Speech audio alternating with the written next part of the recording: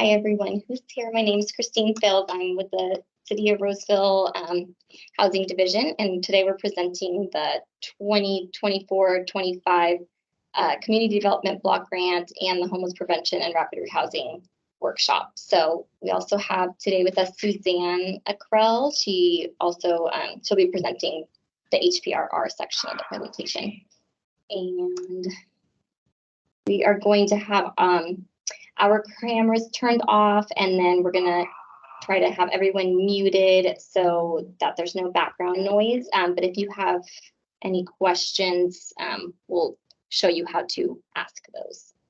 Just a second.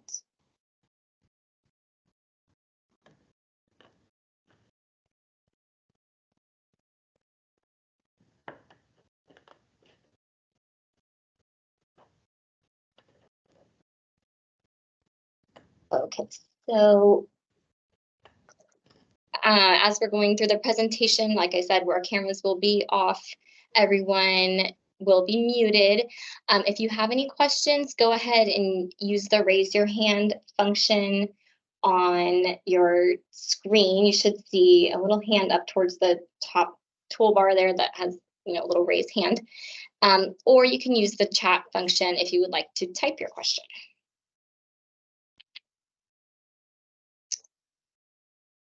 And we also have with us today Tricia Isom, the city's housing manager, so she will be monitoring the raised hands and the chat. You're welcome to ask your question at any time during the presentation.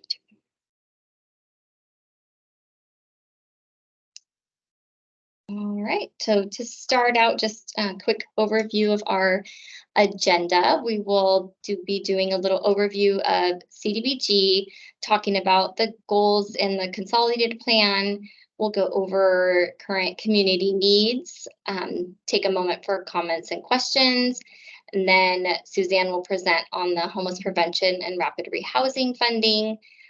We will go through the application process, the requirements, and review.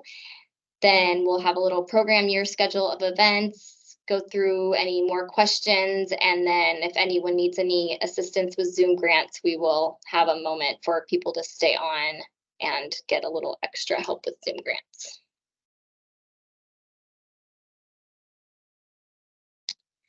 All right, so for CDBG, so CDBG is also known as the Community Development Block Grant. This is a federal program administered by the U.S. Department of Housing and Urban Development. The purpose of the program is to reduce poverty and its effects and develop viable communities by providing decent, safe, sanitary housing, providing suitable living environment, and expanding economic opportunities. The program promotes affordable housing and community development programs for low-income residents.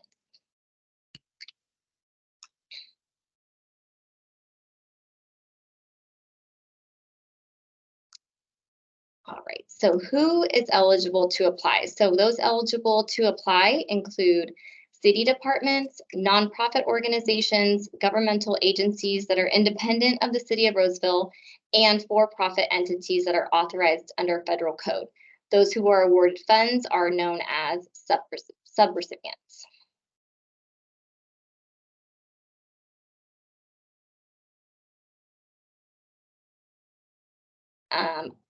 All programs that receive CDBG funding must meet one of the HUD national objectives.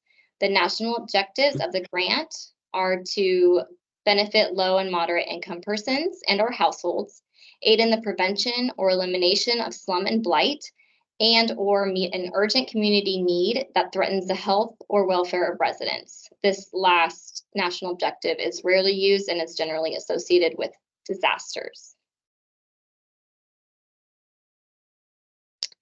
So now we're just going to review how CDBG funds can be used. So first, each activity must meet one of the national objectives for the program discussed in the previous slide.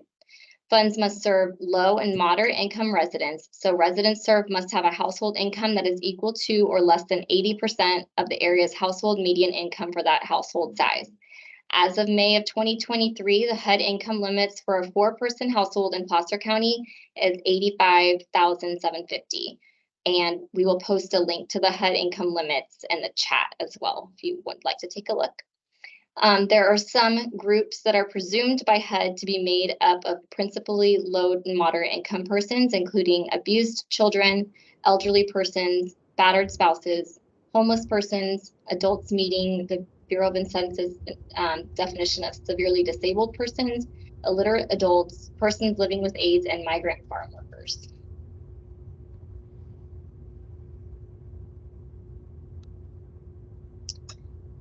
CDBG funds may be used for activities which include, but are not limited to, the acquisition of real property, relocation and demolition, rehabilitation of residential and non-residential structures, construction of public facilities and improvements such as water and sewer facilities, streets, neighborhood centers, and the conversion of school buildings for eligible purposes, public services within certain limits, activities relating to energy conservation and renewable energy resources, provision of assistance to— You'll have like time that, you know, you'll train them on, or are you kind of already looking that if they have kind of the pieces, you are able to then put them together?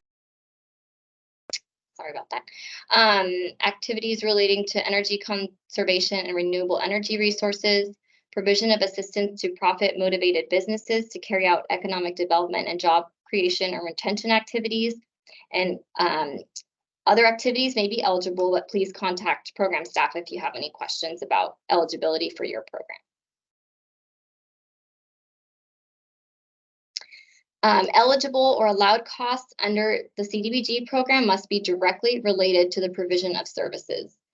So some examples of public service activities are funding for personnel or staff, such as salary and benefits.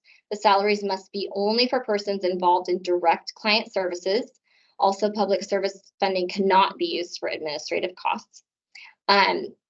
Eligible costs also include office or facility rental or lease costs, materials and supplies, communications, travel, and mileage. At least 51% of program beneficiaries must be low or moderate income for public service activities. Then there are public facility or capital improvement projects, which include projects such as property acquisition or rehabilitation, construction costs, and architecture and engineering. These public facility projects must guarantee at least 51% low and moderate income benefit. So now we're going to go through some of the costs that are not eligible. So various costs are ineligible for CDBG funding. Generally, the following types of activities are ineligible. So most activities that do not serve primarily low and moderate income households or individuals, programs or services that promote religion, political activities, marketing incentives or fundraising, payment of debt or expenses incurred prior to the agreement date, which would be July 1, 2024, entertainment, furnishings, or personal property, equipment purchase with some exceptions, construction of new housing. So funds cannot be used for actual construction, but acquisition of land to develop affordable housing is eligible. Listed here are some examples of recent programs that have received CDBG funding and are considered public service activities. So to utilize CDBG funds for a public service, the service must either be a new service or an expansion of an existing service. So for example, you're either serving more people or providing additional services. As for public service activities, there is a minimum ask of $10,000 up to a maximum ask of $25,000 per activity. This is an increase from previous years where the maximum ask of $15,000 the city had implemented. We increased it this year to $25,000. So here are some examples of projects that have received CDBG funding in the past and are considered public facility or capital improvement activities. If you guys want to take a second to look at that. And to note, there is no minimum or maximum ask on public facilities projects. But in a few slides, we'll go over, what our rough estimated budget will be for those activities.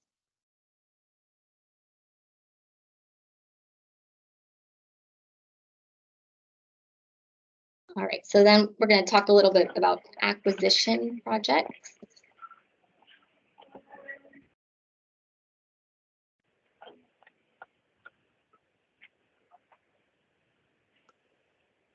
So applications may be submitted for the acquisition of real property or land for the future development of affordable rental housing to provide permanent or transitional housing for low and moderate income persons.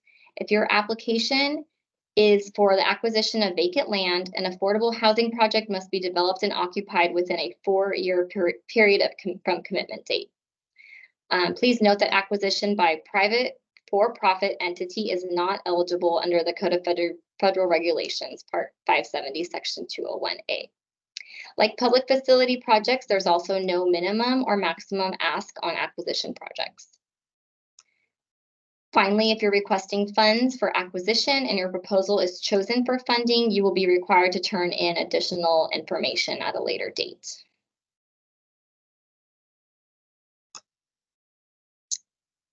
And then now we're just going to talk about some of the requirements for CDBG subrecipients that must be followed when receiving CDBG funding.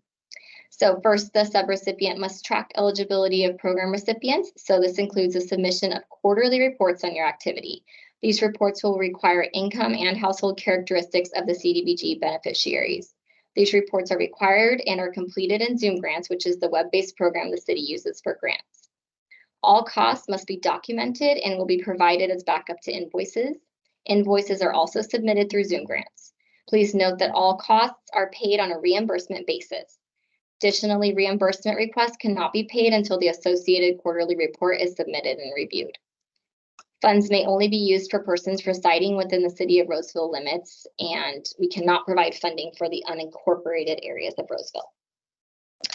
All organizations applying for funding must have a non-discriminatory policy for membership and access to services. All organizations must also have a UEI or unique entity identifier number, which we will talk about in an upcoming slide. Additionally, there are various procurement procedures depending on your activity. So if you have a construction project, there are specific procurement procedures that must be followed based on your project. So for example, projects may require the payment of prevailing wages, permitting costs, public noticing costs, and contingency costs. The city utilizes a consultant who's involved in the CDBG construction projects and will assist with labor compliance side of these projects. These procedures vary by project, so this can be discussed further on an individual basis. Now we're going to briefly discuss the CDBG consolidated plan goals. The CDBG Consolidated Plan is a plan that's designed to help states and local jurisdictions to assess their affordable housing and community development needs and market conditions and to make data-driven, place-based investment decisions. So as a grantee of CDBG funds, the city is obligated to develop a 5-year consolidated plan that analyzes the needs of low-income residents and neighborhoods, identifies available resources, outlines strategies to address concerns, and sets goals for the plan period. The most recent consolidated plan was adopted in 2020. The consolidated plan is carried out through annual action plans, which provide a concise summary of the actions, activities, and specific federal and non-federal resources that will be used each year to address the priority needs and specific goals identified in the consolidated plan. There are 8 goals that were defined in the creation of the 2020 to the 2025 consolidated plan. So here are the 8 goals. So the goals, oops, sorry about that. And I missed the slide. Okay, so the goals in the current consolidated plan are the following. So 1 is addressing homelessness. So, addressing the needs of persons experiencing homelessness in Roseville and providing assistance to persons at risk of homelessness. 2, the development of affordable rental housing. So rehabilitation and development of rental housing affordable to very low and low income households. The rehabilitation of affordable rental housing. So this is specifically rehabilitation of rental housing to maintain the stock of housing affordable to very low and low income households. Provision of services for low income persons. So provision of needed services for low income seniors, youth, victims of domestic violence or sexual assault, and persons with disabilities. Providing fair housing services, so promoting access to fair housing information and educating tenants and landlords regarding rights and responsibilities under federal and state fair housing law. The rehabilitation of owner-occupied housing, so providing assistance for the rehabilitation of single-family homes occupied by low-income homeowners. The city actually administers an owner-occupied housing rehabilitation program for this purpose. Then we had a goal to prevent, prepare for, and respond to COVID. So the plan, came out during COVID, and so this goal was added in. At this point, we have had separate funding that we used for the specific purpose, and it's all been, awarded at this point. Lastly, public facilities and improvements. So funding for public facilities and improvements in qualified low-income census tracts and removal of architectural barrier projects. So of the 8 goals that we just discussed, 3 are considered high priority needs. So the priority was assigned based on the level of need demonstrated by the data collected in the market analysis and needs assessment, citizen participation process, and the availability of resources to address these needs, all of which was completed during the preparation of the 2020 consolidated planning process. So the highest priority needs are listed here: affordable housing, addressing homelessness, and preventing and preparing for and responding to COVID. So activities that are awarded CDBG funds during this plan cycle must be related to one of these 8 listed goals. The next 5-year plan development will begin this year, and therefore these goals will be updated for the subsequent funding cycle.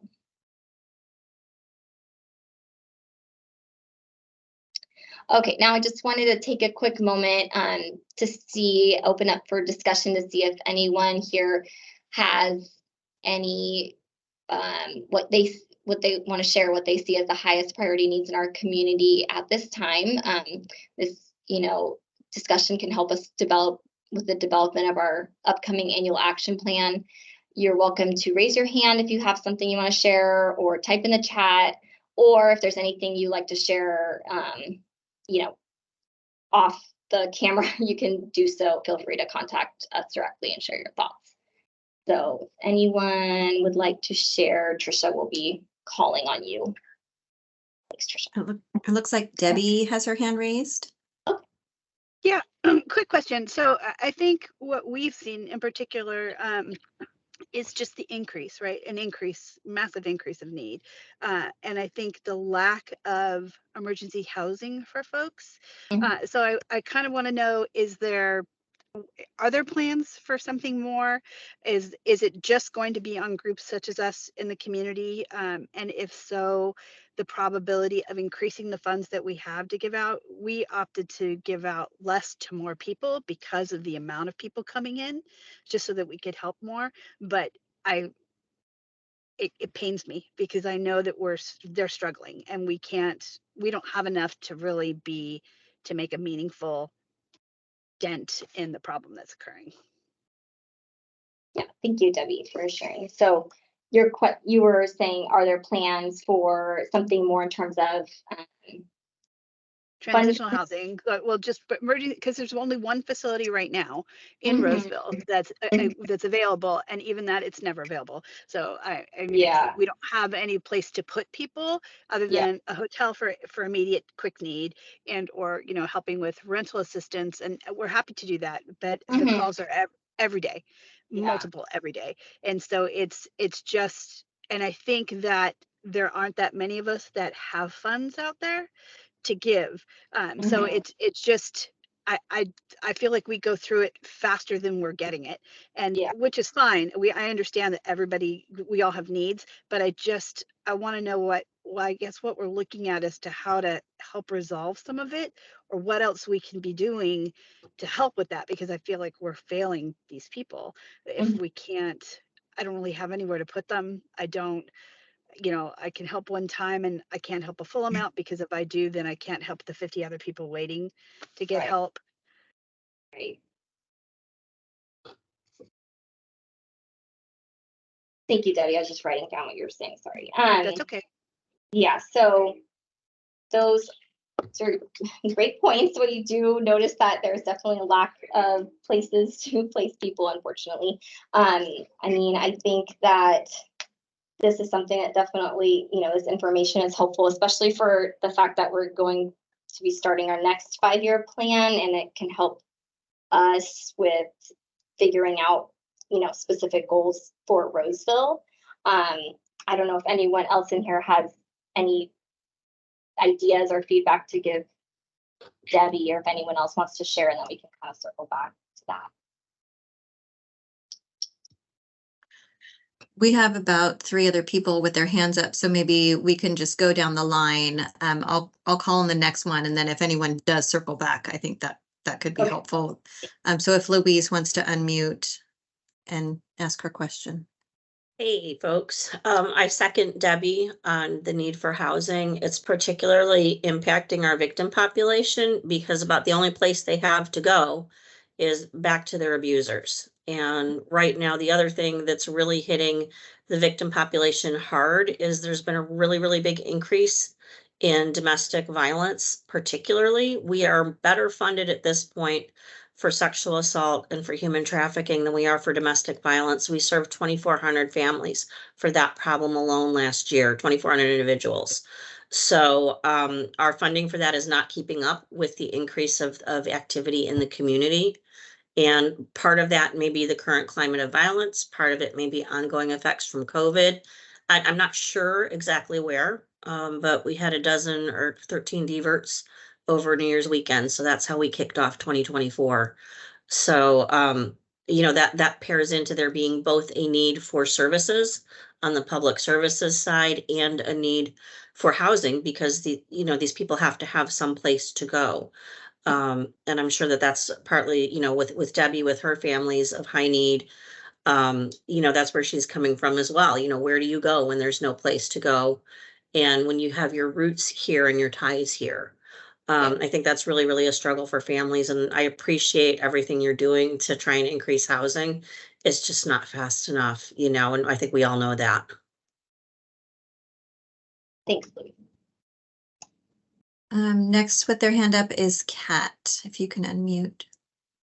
Thank you.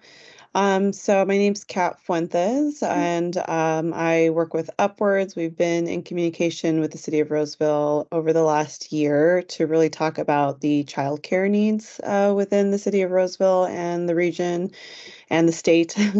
Anyone with children know that childcare is a huge issue throughout the United States, and it has a huge impact on our families locally. And I really appreciate that some folks have been talking about affordable housing, victims of domestic violence. All of those folks that have families and young children also need childcare support. One of the best and easiest ways to make housing more affordable is also to make childcare more affordable, as it happens to be the second largest cost in a family's budget within California and other states that have pretty high childcare costs. So if you're able to decrease the cost of childcare, you're also able to improve a family's ability to pay for their rent. You also help with gender equality issues and other things like that. Workforce participation, we've seen a huge decrease in the amount of women that are participating in the workforce as a result of childcare issues and being forced to be stay-at-home parents. Because they can't afford or access childcare. So, we would really like to see the city prioritize some form of childcare support. Some of the programs that we've talked with the city about are supporting childcare providers within the city to actually provide those services to those families within the city.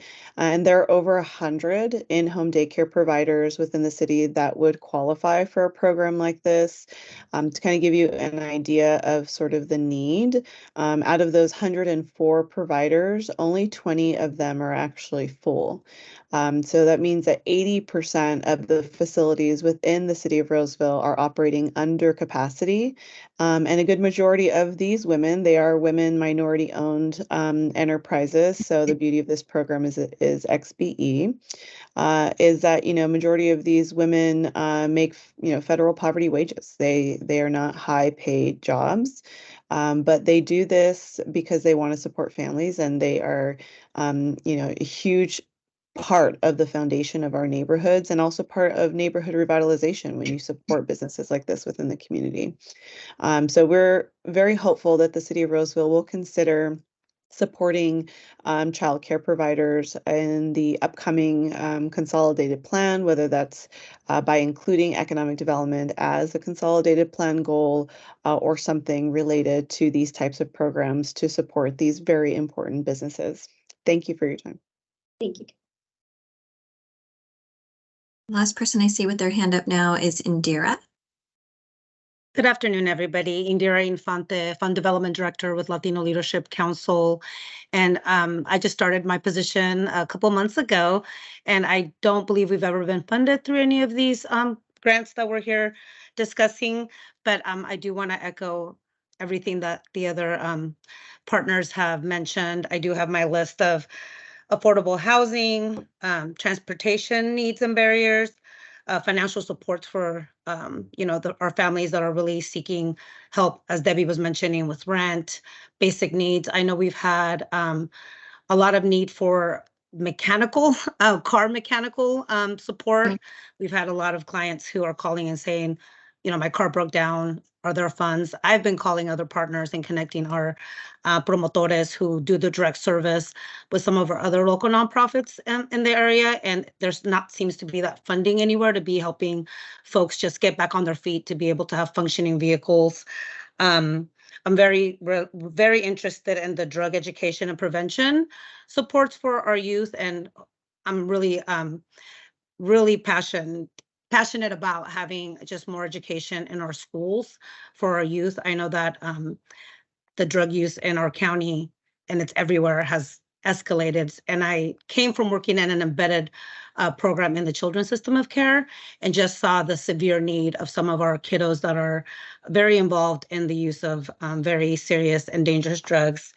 So also, our agency specifically works with the Latino community.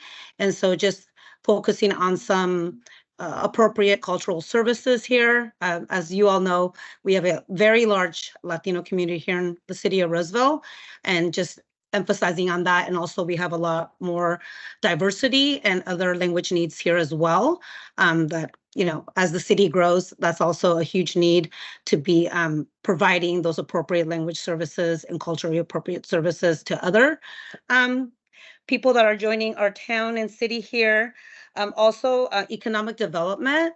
That's something that since I started researching just this grant is I'm really connecting with other partners to figure out how can we help and empower individuals to be able to, work at higher paying jobs or really prepare folks. So I reached out to some of our partners who already have those programs in place, but really to kind of do an outreach to the community that's not accessing those programs already. So that's really important. And I just want to say it's such a great opportunity for all of us to be having these conversations together and working together as partners. So I'm really thankful for the opportunity to be here. Thank you. Thank you. It doesn't appear that we have anyone else with their hand up at this time, and I did not see any information in the chat with questions, Christine. Okay, thanks, Tricia. Okay, anyone else have anything to share, or if not? Debbie, did you want to have anything? I do. So quick question for you. We talked about some of the other grant parcels that could be for housing. If the city if there isn't plans, is there needs? Because I think for any of us, I don't know the requirements, but we've talked about doing expansion stuff. If there's need for housing and any of us can take on that, in addition, happy to look at it. I guess I want to know that there would be support in looking at those avenues. I'm concerned. I'm concerned for the amount. We know the homeless population has grown exponentially in Roseville. I know that your hands are going to be tied. There's only so much that you can do, but I think having that discussion of, hey, we're going to need you guys to raise your hands and help us find another solution, put more facilities up, do something, because I think I feel a little lost on what else to do for these folks other than saying, sorry, I'm out of money. You know, so Yeah. it's, if I can help, if I can be a voice, sometimes I know it's obnoxious, but if I can be a voice, I'm happy to do that and at least broach my team and maybe collaborate with others to find some other solutions of how we can make some inroads. Thank you, Debbie, for saying all that. I think that that is definitely something that, if, that's just we need to look into, those acquisition activities we were talking about, where maybe we're, somebody's acquiring a facility to help support with that. But if there's anything anyone else has to share, otherwise, Debbie, I can continue to talk to you about this too, if you have any specific questions you want to discuss, or, for our next annual plan, it's very helpful.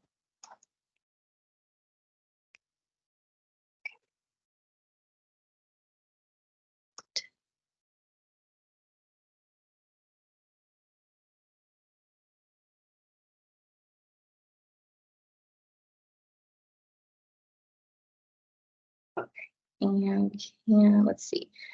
So this next slide, we're going to talk about just the estimated funding that we have available. So we're estimating our grant to be around roughly 700,000, but we may have additional prior year program funds that we'll have available to expend. So 20% of the total grant the city receives goes towards administration of the grant, which is the maximum allowable. The amount of CDBG funds used for public services shall not exceed 15% of the total grant awarded to the city. And then, so that means that roughly $105,000 is available to go towards public service activities, such as the ones we discussed a couple slides back. And as we said, just remember that each public service activity is currently limited to $25,000 maximum per program. Lastly, the remaining funding after the 20% cost for administration and the 15% for public services can go towards improvements, rehabilitation of homes for low-income homeowners, and things such as public facility costs or acquisition. It's estimated there will be about $455,000 that can go towards those sorts of activities. And then also just note that allocations of public service related funds must be expended by the end of the program year, which is June 30th, 2025. And now, before we switch into homeless prevention and rapid rehousing, does anyone have any other questions or comments they would like to share at this point?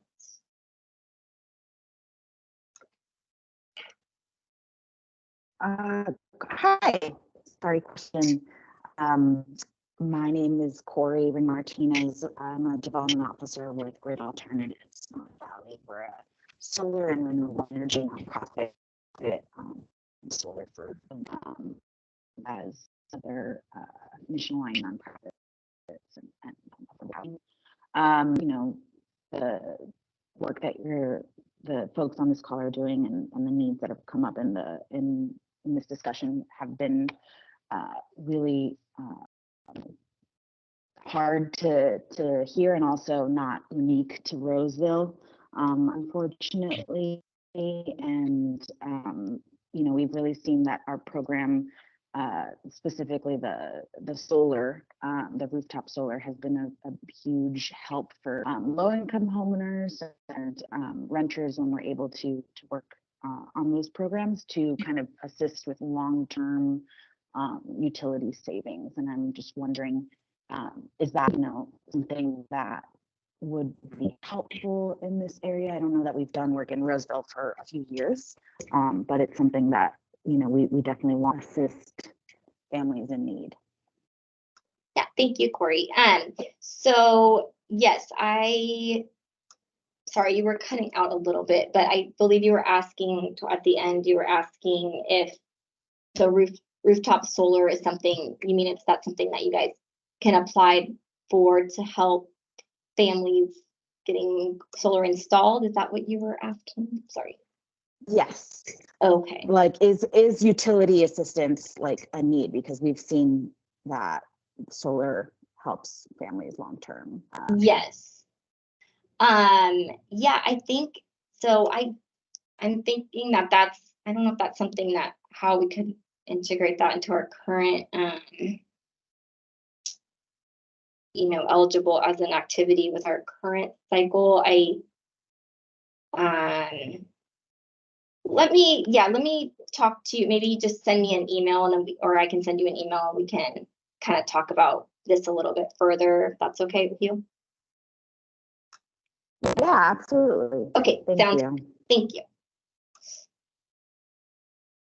We had a question in the chat, Christine. It says, at the beginning of the presentation, it was mentioned that for-profits are available, are allowed to utilize funds, provided they meet certain federal codes. And they're asking if you can provide examples of what the for-profit organizations are or how they qualify. Yeah, it's very, I do have it somewhere in my notes, but I'd have to go back. Let me see, hold on.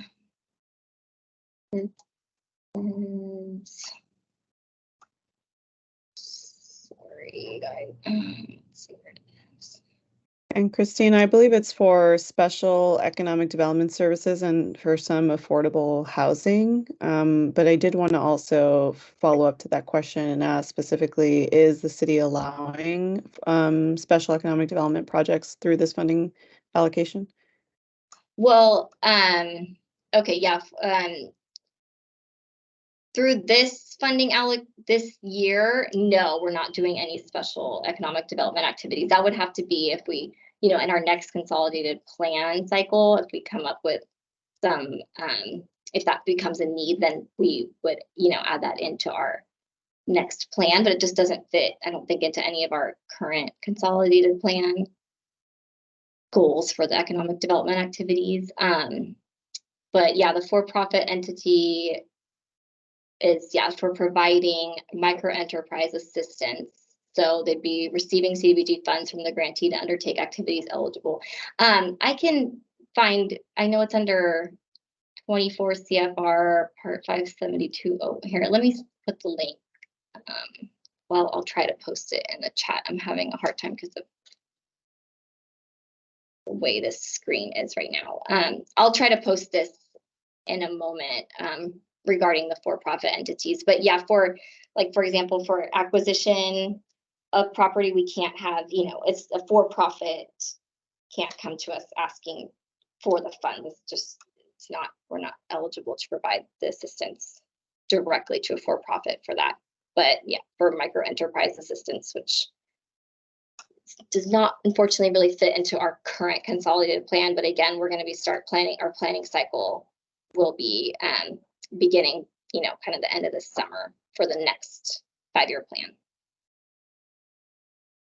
And Christine, if it's easier for you to email me the link, I can put it in the chat if that's helpful. Thanks, Trisha. Okay, let me try to figure maybe when Suzanne's presenting.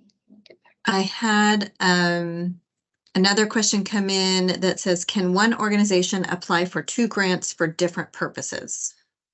Yes, one organization can apply, yes, for multiple programs. That appears to be it in the chat. Okay. And I'm not seeing anyone with their hands raised with questions. Okay, thank you. So now we will, go over to Suzanne is going to present for a little bit on the homeless prevention and rapid rehousing. All right, thank you, Christine. Can y'all hear me okay? Yeah. Thanks. All right, and thank you for the introduction earlier. Yes, my name is Susanna Krell with Housing Division here at Roseville, and wanted to dive into our homeless prevention and rapid rehousing grant. Our first slide, or our next slide, I should say, is talking about our homeless prevention rapid rehousing activities and programs. So here we have the activities listed here. May include things like assisting residents who are experiencing homelessness or who are at risk of homelessness.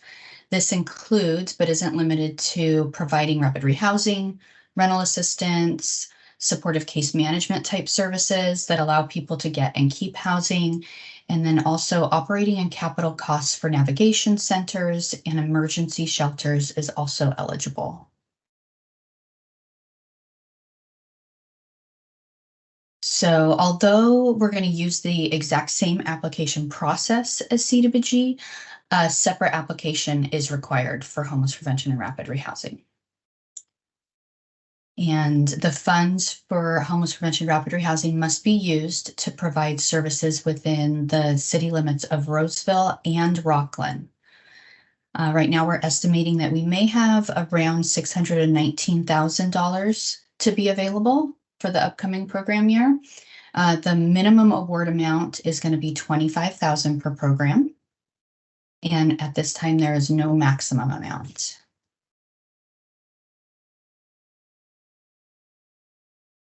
All right, for our upcoming program year 24-25, sources include what we call the low moderate income fund, and the max there is $250,000. And we also have funding from the state's permanent local housing allocation, or we call it PLHA program. Roseville will receive the PLHA funds to administer for both Roseville and Rockland. And the state hasn't yet provided the exact dollar amount, but for the current year that we're in, so 23-24, it was $509,204 for Roseville and $218,780 for Rockland. If your agency is granted with the PLHA funds, and it includes Rockland, it is imperative to serve those Rockland families. Otherwise, we do risk losing that funding. So we're administering for both cities. Additionally, if you're requesting funds to serve residents in both Roseville and Rockland, it would be really helpful, maybe describe that in your project description in the application of how those funds will be split. So for example, you might say you're requesting $50,000 total, and you can just state there that $39,000 would be used, as an example, $39,000 would be used to serve Roseville residents, $11,000 for Rockland residents. Basically, in the end, when we're doing our reporting, this helps us ensure that no more than 22% of the funding is spent in City of Rockland, of course, based on what we're getting from the state. All right, in order to receive PLHA funding, applicants must serve households earning no more than 30% of area median income. So this is the extremely low income. As well as provide assistance in a manner consistent with Housing First, listed here. Applicants whose programs do not comply with Housing First practices are only eligible to apply for the low mod funding. And if any applicants need help defining Housing First practices, please just let us know. Our contact information is going to be on the final slide.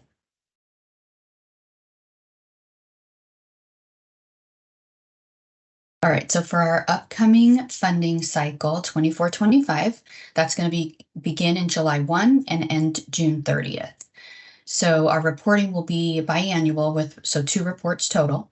The reports will begin on July 1, ending December 31st, and then begin on January 1st, ending June 30th. And those are due within 2 to 4 weeks after that period ends. So the first report is due February 1. The second report is actually due a little bit earlier, July 10th.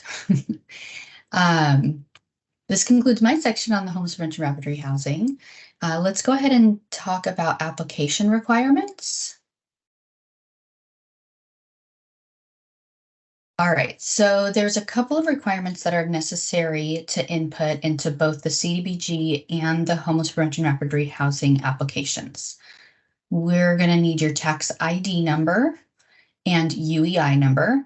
If you already have a UEI number, please include it in your application. If you do not have a UEI number at the time of application, you'll need to obtain one and provide it as a condition of receiving the funding. And the next slide will provide more detail on the UEI number.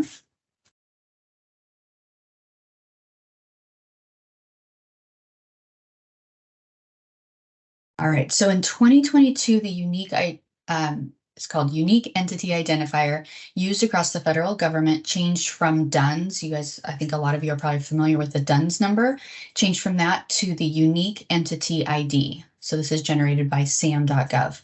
The DUNS number is now removed, and registration, searching, and data entry now require the Unique Entity ID, or UEI. Existing registered entities can find their UEI number by utilizing the link listed above, while new entities can get theirs at sam.gov website, and registration may need to be completed. If you have questions on how to attain a UEI number, please contact us and we can provide you with additional guidance. And I think that we might be adding a couple of links to the chat too, so you should be able to find it there.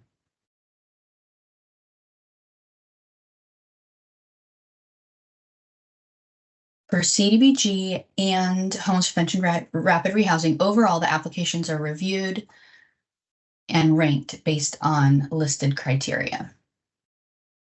So things like national objective, need, project readiness, cost reasonableness, management and implementation capacity, experience, past performance, if that's applicable, community engagement, HMIS or Homeless Management Information System, and coordinated entry, matching or leveraging funds, and completeness.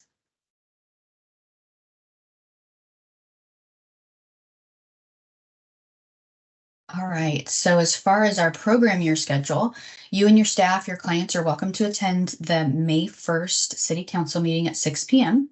in support of CDBG and homeless prevention rapid rehousing programs. Some of these dates might be subject to change, but I think we're on for right now, scheduling for the May 1st City Council meeting. All right, applications are going to close on Thursday, February 1st. And I think that might be on the next slide.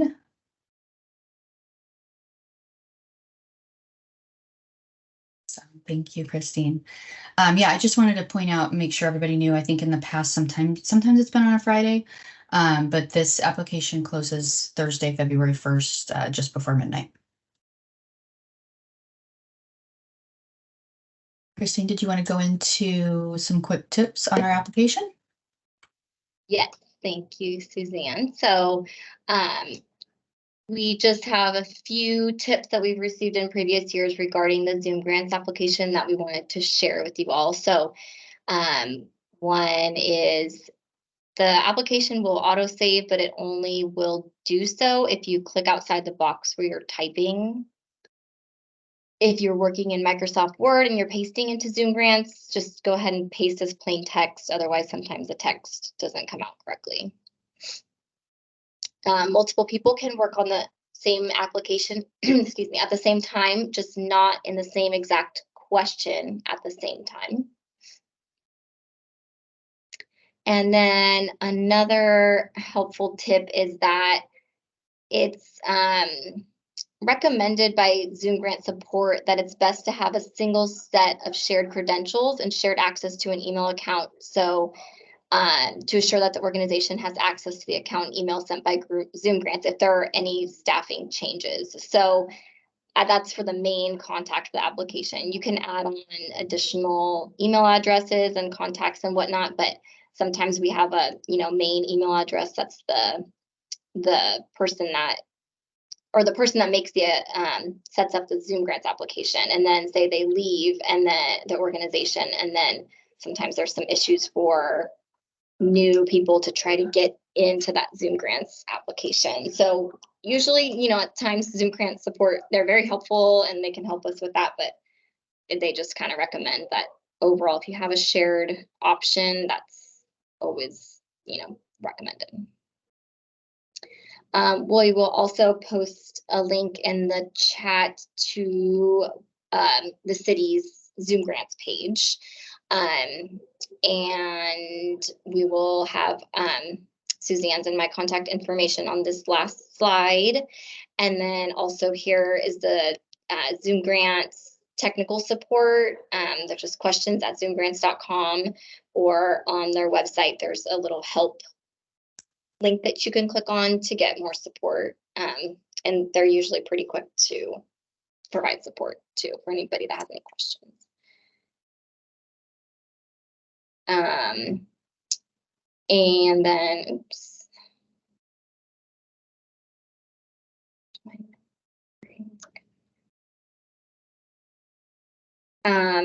And as for the application, just try to, go ahead and get in there and submit it early, just in case there's any technical difficulties or anything, then you're not having issues on the last day and unable to get in before the deadline.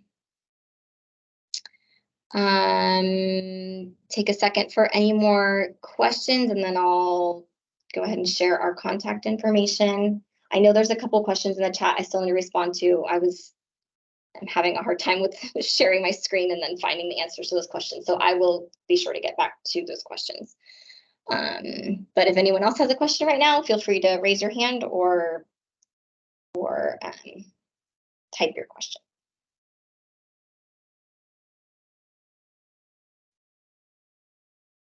The only question I saw in the chat, Christine, was if we were going to be sharing these slides, and I had responded and said that this meeting was being recorded and we're going to be posting it on our website so people can go back. But I don't think we're going to be sharing the slides, right? Yeah, I think in the past we have. So but maybe what I'll do, the link for the YouTube for this video won't be available probably for a couple of days because it has to be, compiled and then put onto Zoom and to YouTube. I'm sorry. And so maybe I can just send out the slides and the link at the same time if people would like that. And I can just send it out to everyone, or I think that would probably be easier if I just send it out to everyone that was here. Okay, and then everything else in the chat was the links that were being posted as you guys were discussing them. Looks like we may have someone typing. Oh yes, Louise says that would be great. The slides are an awesome quick reference. Okay, we'll go ahead and do that then. And then if there's a question that I need to respond to, I'll stay on and answer that in the chat, or I'll email the person that has a question that if we didn't really get them their answers yet. And so here is a contact info for Suzanne and myself. If you need to contact us with any specific project or activity questions, please do so. And then I do have like a few slides on Zoom grants if anyone hasn't used Zoom grants before. It's something if there's anybody that is new to Zoom grants and needs help, please let me know. I can either share those slides with you if you just want to stay on, or I can email it to you right after this. And then that way, if you have any, you can look through it. And if you have any questions, you can just contact me. So if there's anyone that does need help with Zoom grants or does want those specific slides, maybe put your email address, maybe just put it in the chat, and that way I can just get it to you right away. Or if you want to, again, stay on for a minute after we close, then that's fine too.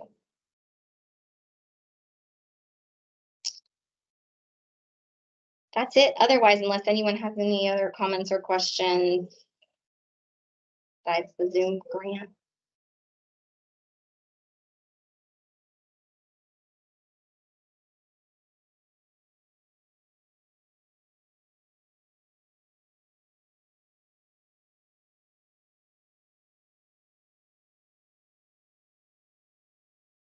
Looks like a couple people are typing.